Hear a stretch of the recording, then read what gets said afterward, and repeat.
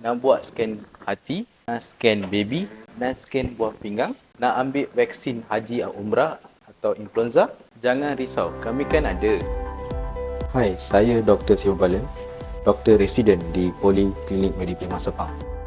Di sini kami menawarkan pelbagai rawatan dan perkhidmatan untuk anda.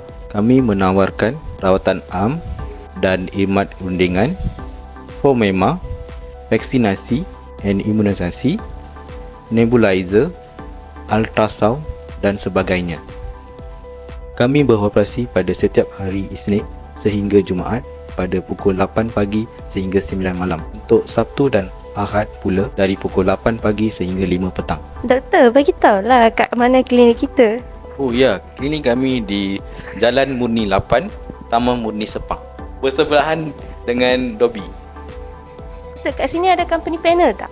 Bila ada, kami menyediakan panel AIA, PM Care, My Care, Red Alert dan sebagainya.